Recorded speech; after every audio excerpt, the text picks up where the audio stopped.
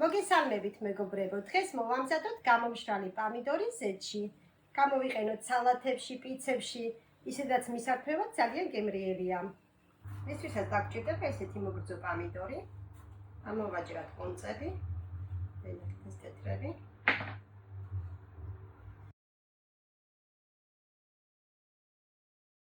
ნიორი, წარეწიწაკა და შაშკლავიც დავჭრათ და მოვაყაროთ ზემოდან.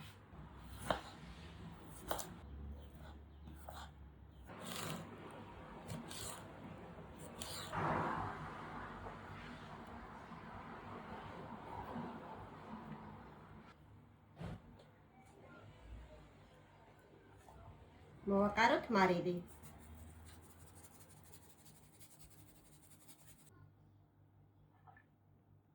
დაველოდოთ გამოშრობას, დროდადრო უნდა უცვალოთ თაროები.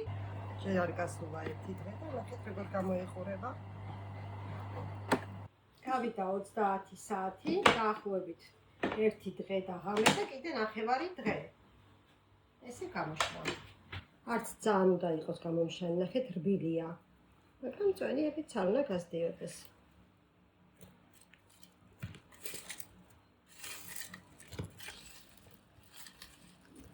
მოვათავსოთ ფილაში.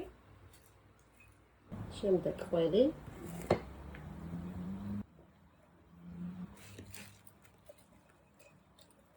დავასხათ ზეითუნის ზეთი. სრულიად რომ დაიფარება ზეთი, დავახუროთ თავზე. შევინახოთ გრილ ადგილას. მეორე ფილაში დავუმატებთ ზესუმზირის ზეთს.